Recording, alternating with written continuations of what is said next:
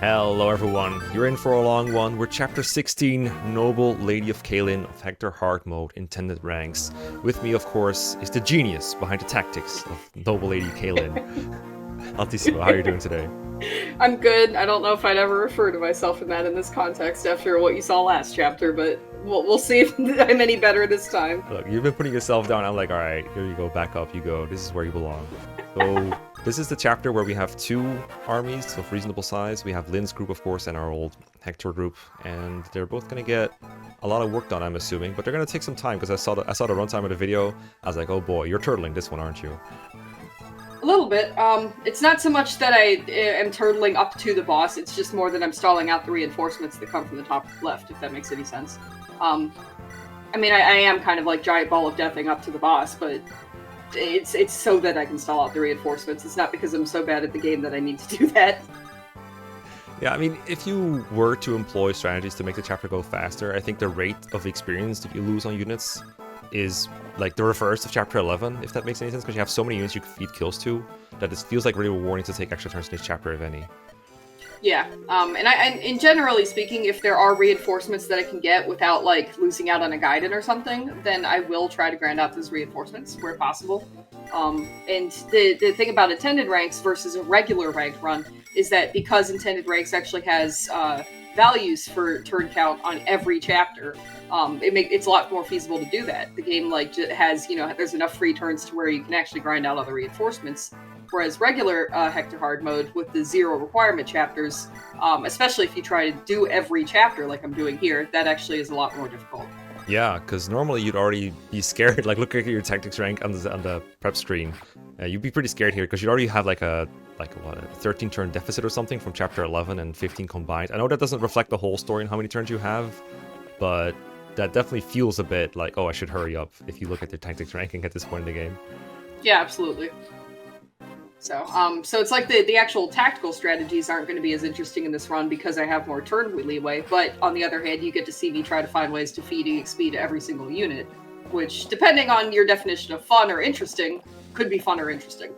Oh yeah, I do love creative feeding strategies, because a lot of the time you can see people train someone like Nino or Will, Rebecca, by just, okay, weaken enemy and then feed them to them over and over. And it's just the same unit being fed over and over. But here, almost everyone has to be fed like that a little bit. And it's hard to figure out ways to make your combat go fast enough to get tactics, while also, right, not turtling so hard that nothing is happening. Right. This chapter is interesting because of the fact that we played that Lyn mode before, so we have Giga Cracked Florina and Giga Cracked Sain with us this time. Oh, that's right. As well as leveled Lyn. That is true, so they can do more than just huddle in their corner and try to survive while Hector and Marcus finish the chapter. That's true. Yes. No, that is always the problem. This is one case where it's like, I would have preferred not to play Lyn mode because it would have made stuff like this more challenging, and I would have had to actually raise Sain and Florina and Lyn. But then I can't get 19XX, so it's like, pick your poison. Either all chapters or as difficult as possible, which one do you prefer? Can you remind me what happened turn 1 and you faced with the Thief? Because I remember his AI is like, number 1 steal, number 2 destroy village, number 3 attack. I think roughly that's his I guess priority? no one had anything to steal, but he attacked Florina. Okay. I guess Florina had her phone traded away then, because otherwise he would have stolen it, I'm pretty sure. She might have been faster after her levels. Oh, that's true. It is possible. Giga Cracked Florina, you're right. That's true. It's always funny with that Thief. I feel like almost everyone has had that experience of visiting the Red Gem village with Florina turn 1 to save from the Thief, and the Thief just steals the Red Gem. Yeah, it's pretty good. It hasn't been an issue for me as much because I have leveled Florian and Lyn mode usually. I also enjoy Will's movement. Usually I put him like one right, one down. Like the spot you put him now to take on the 2 javelin pegs. Like, no, I'm gonna put him in his 4 so he can also hit milk the ballista. Get that 1 XP. Yeah, no, he can't double those pegs, but he can do damage to them. And as we've seen here, he just killed one of them. So we're already getting Will some EXP in his joining chapter, which I feel like no one has ever done. Yeah, I feel like the optimal play with Will, like this is the only optimal thing he does in the entire run, right? Is take on those 2 javelin pegs and he does nothing else for the entire game. That's usually my Will experience. Yeah. Yeah, that's mine as well, and you're gonna see he gets, like, I think 2 level ups in this chapter, which feels excessive. It's like, how did you manage to find time to get Will 2 different level ups in this chapter? But that's what happens when you turtle, I guess. Yeah, well, I mean, you said you planned this run by choosing ahead of time which units are going to come to which chapter. And so the more kills you feed Will here, the less you have to deploy him, which by itself is a massive benefit. Yeah, exactly. But that basically was, I don't know, yeah, Lynn got a good level there. I don't remember if I talked about this before, but part of my planning process for this run was that I wrote down all the chapters, I wrote down all the deployment slots, filled in any units that I had to bring for like either recruitment or thieves or like I needed a healer, that kind of thing. And then took the remaining deployment slots and just kind of filled them in with units that I thought would be able to get some EXP or were good against the boss or good against the enemies, that kind of thing. And then I'd also write down how many levels I expected or would force them to gain over the course of that chapter. And then that doesn't mean that once they reach that level I would stop using them, because if I could see other kills for them I would. And that way, like, if I got a unit, 3 extra levels on a chapter, then maybe that meant a future chapter I could just not deploy them in that chapter because I'd already met the requirement for the future chapter. And so you freed up, and that frees them up for maybe a unit that got less level than expected. I don't know if that ever happened, but... Yeah, occasionally, and usually it wasn't by much, it would be like by half a level or something, but that I just didn't get enough enemy phase kills, or player phase kills for them or something. Or sometimes with healers, sometimes I did better than expected and there weren't enough people to heal. Oh yeah, I suppose that can happen, especially if people dodge attacks that you expect them to get hit by, but I feel like with the way that enemy phases usually go with the enemy groups, there should almost always be something to heal, although maybe not with the positioning that you need on your healer. Yeah, the positioning was kind of the big thing, especially when I bring Sarah instead of Priscilla. Yeah, well, this chapter I feel like they have almost equal move because the forest kind of turned it into a desert for horses. Is there logic to deploying Sarah versus Priscilla? Because Priscilla's been coming to chapters over Sarah almost all the time now. All the time, actually. I think it was partially like whether I felt like I needed rescue dropping utility, whether I felt like I was going to be moving quickly, that kind of thing. So I'm not sure if Priscilla does any rescue dropping here. So I don't know if I had a good reason to deploy her over Sarah in this particular map, but in the previous one she does move around the map a whole lot. So, for instance, that was why I took her to 15 instead of Sarah. Yeah. But yeah, it's largely dependent on what I expect to do that isn't just healing. Yeah, I want to say she did like that rescue drop on Matthew turn 1 to get into safety after opening the door in 15. And, yeah, that was one thing, and Sarah wouldn't have been able to do that for sure. Yeah. And I feel like this is one chapter where you could get away with Sarah if you wanted to, because there's not a whole lot of movement happening with these fours, and they have like roughly equal move here. But I haven't like tallied every time that she moved 7 times or tells or anything. Yeah, no, you're probably right. And it was just kind of a matter of preference at that point. So. I mean, Priscilla is cooler, so I get it. Yeah, I would totally have promoted her if I could. I love using Valkyries. She's getting to 20s, so maybe we will get some Valkyrie uses somewhere. Oh, actually, no, she's not promoting. Never mind. Rip the dream. Yeah, it sucks. If I could have promoted another unit, well, it wouldn't have been her. If I could have promoted like another 2 or 3 units, she probably would have been on that list. Priscilla stonks dropping as we speak. If I could have promoted one more, it might have been Raven, but mine got really screwed actually. So I don't know if that would have helped him.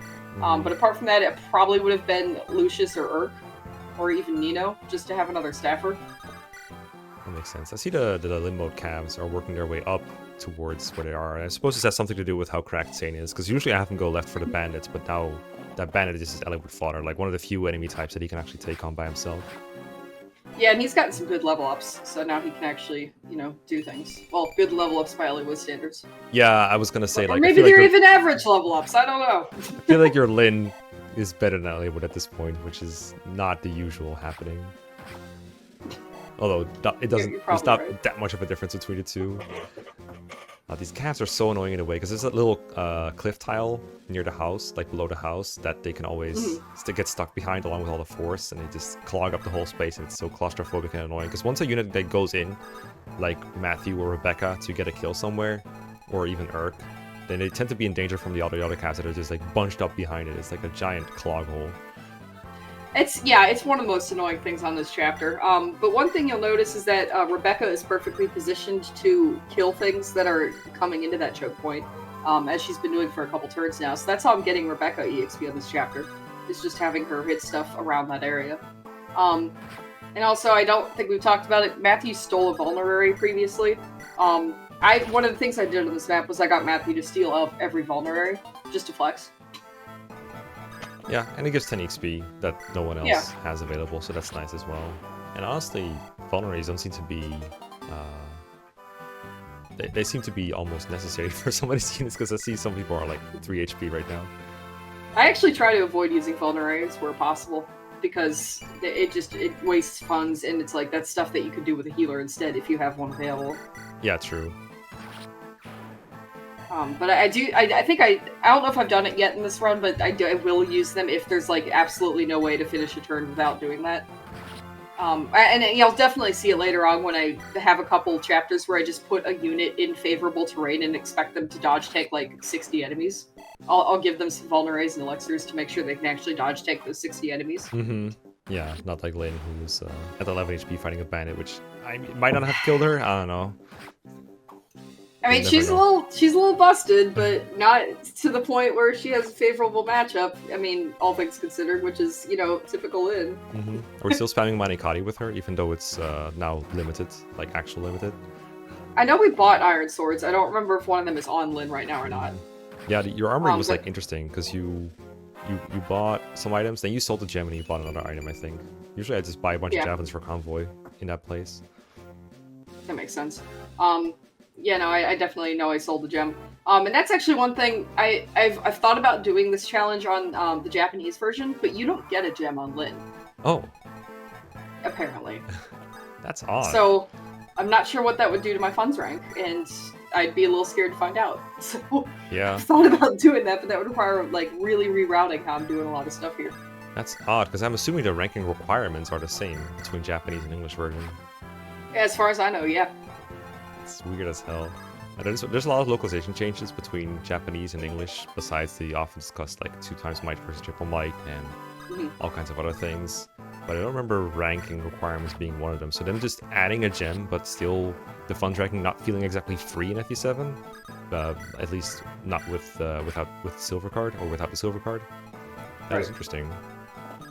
Yeah, so maybe I'll come back to that at some point, but I don't know. The idea of not doing that scares me because I really do not have a lot of leeway when I get to the end of this run. And I guess I could have not promoted one more unit, and that would have done it. But I like the units I promoted. Hey, they got the job done. You didn't make a mistake if it worked out. Oh yeah, so this could be a turn where Hector uses a vulnerary, but he has 11 HP, which is probably more than most of the enemies here can even do if they all attack combined. Yeah, he's got decent defense. Also, I had to burn an RN on him because I must have done that during the planning and not noticed. Oh, yeah, the little arrow wiggle. I know what you mean. Yeah, and I'm assuming at some point someone's going to pivot back to the top left reinforcements we were talking about at some point, right? Yeah, and the squad I picked for it is not capable of dealing with them, so they need to get back up. I see. There's a couple places on that where I'm like, oh, this unit can do this, and then they can't. Otherwood's weapon says he's effective against Cavaliers, so I'm going to send him up there, regardless. Yeah, that was one of them. Yep. It says effective. It didn't say 5 damage. I don't understand what's happening here. And this is, like we said at the beginning, this is one of those chapters where you could save a bunch of turns if you want to play as fast as possible. But for this one, that would literally... Like, the most turns saved would be here to just rescue job Marcus over the cliff to get him ahead of schedule and clear out a bunch of stuff in advance. Like, you lose so much experience from even trying to save, like, maybe 5 turns from this chapter, I imagine. Yeah. One time, I have been considering the idea of doing, like, an LTC of this run. Maybe not intended, but, like, regular ranked runs.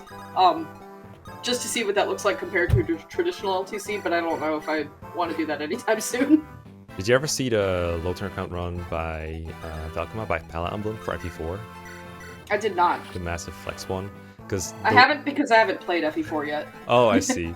Well, the reason he did that was because he had an argument with someone on like Reddit or someone where they were like, yeah, you can do that strategy where you kill everything with your main lord who's the best character in the game, but then you couldn't S-rank the game, and so he S-ranked the game while doing that exact thing. Doing it out of spite. Love yes, it. Doing an S-rank run out of spite is possibly the greatest, funniest motivator for these kind of runs I've ever seen. It's also a motivator for a lot of Zoran's like face demonstrations. It's like, well, sometimes I just do these videos to prove a point. Mood. That was kind of this. It was like, you know, you see those rankings and people were like, that's absolutely ridiculous that they expect you to do that. And it's like, yeah, so I'm gonna do it. Yeah, I don't know if I told you this, but back in the day, we used to argue over Fire Emblem characters using only the ranked system from FE7, and there was some ridiculous stuff like, someone would debate Dorcas versus Raven, and there have to be like a comparison of their average stats at some point, right? So they would compare the base Raven to like level 17 Dorcas, because Dorcas can gain 1.3 levels per chapter, and so he would be higher level than Raven at that point, and he can have a bar chase support as well. Yeah. Which, I mean, you could, and at the pace of this run, maybe you could, and if you really fed Dorcas every kill ever, maybe you could, but I don't want to know what the rest of your army looks like if you do that. Yeah, Dorcas is not exactly the greatest EXP target for anything. Neither is Bartray, but, you know, Carla, so... Yeah, at this point, Bartra's been phased out. Like, there's no more place in this team. Was everyone here, like, why did you even pick the units you picked for this chapter exactly? I know this comes like very late into the chapter, but I was kind of curious. Matthew, because I wanted to steal the vulneraries, not because he's actually needed for anything really important, just because I wanted to flex. So, Marcus, because none of, like, the bottom right squad has a bunch of, like, Giga-Cracked units, but the left squad wasn't really getting anything great. I mean, it had Floriana, but she's only one person and there's archers around. So, Marcus is both... or Marcus is doing the Jagan thing of helping set up kills. Apart from that, Lowen needs some levels, good rescue dropper as well, you know, decently effective against most of the enemies on this map. Elliewood, because of the rapier, was going to have him fight the calves. I mean, he's currently in the process of learning that he can't really do that, but yes. Yeah, basically. And then Rebecca, it's like, I need to find excuses to deploy units like Rebecca and Will at every possible opportunity where I think they can even get one level. Because there are just so many chapters where they can't, or where I need certain other units to the point that I don't have a slot to spare for an archer. Yeah, so it sounds like for most chapters, it's going to be kind of like that, right? Where you pick a squad for, I need this to beat the chapter in a reasonably doable fashion, and then the rest of them is going to be units that need help.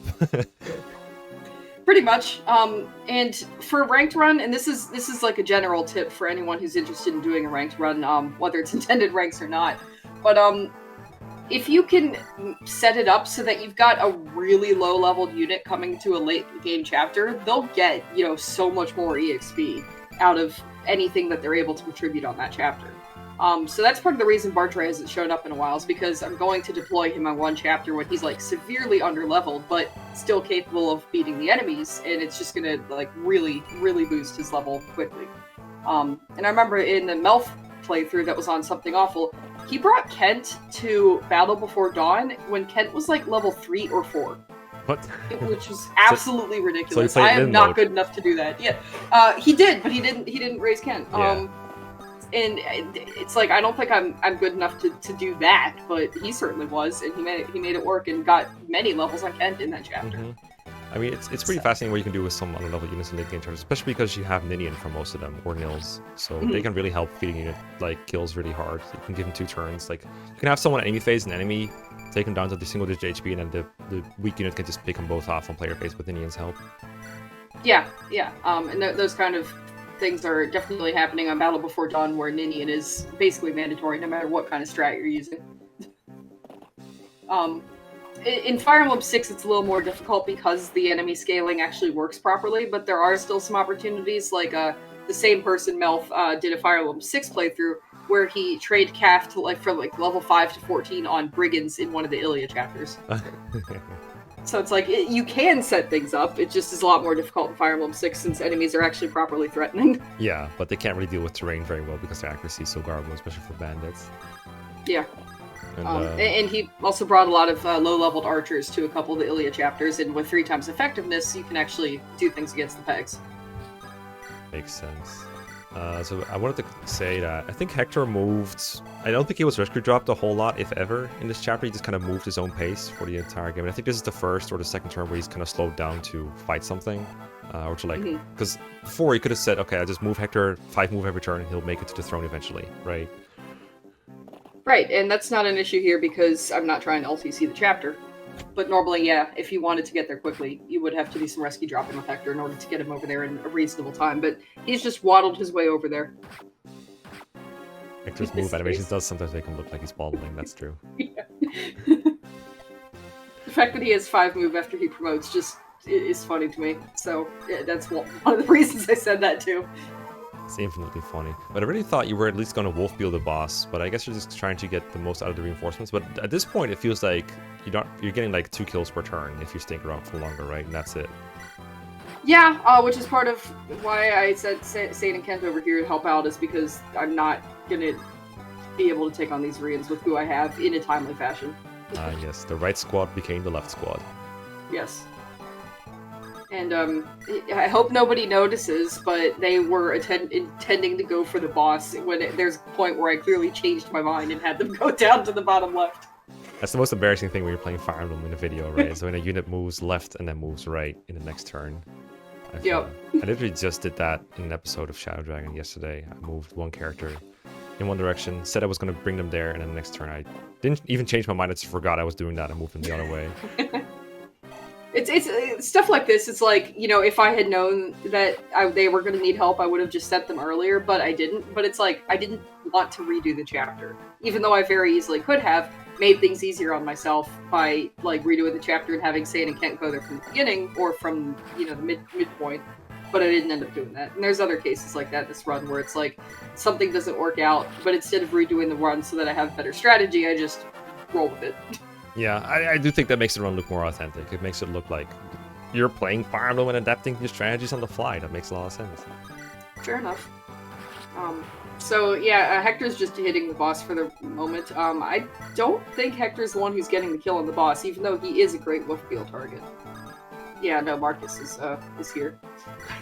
Again, Marcus gets a lot from these boss kills still, and Hector like is the only other unit that can do anything here, and he's going to cap anyway, regardless of what I do. Yeah. So I just don't see the point in giving him this boss kill right now when I know he's going to cap. I know he's going to cap earlier than I want him to, and Marcus still gets a lot of EXP. Yeah, it surprises me that Hector is, you say, he's so easy to cap, because I do remember him getting to like level 17, 18 or so very easily, but from there it goes so slow that I would be tempted to feed him a couple extra kills. And, that's understandable. Part of it is me grinding out reinforcements. Oh, true. I guess that helps too. And Hector is pretty self-sufficient, even though despite his late promotion. So I guess he can do that. The other thing I wanted to say was that if you haven't played in a while, you might think, well, why can't Urk kill the boss? It's an Armor Knight, right? But FE7 bosses, for some reason, have bazillion resistance. Like sometimes even more than their defense. So Hector, I think Urk literally does 0 damage to this guy. It probably. So. Especially because this is an Urk that wasn't trained in Limb mode. Yeah. My Urk gets super speed blessed in this run, but not so much on magic.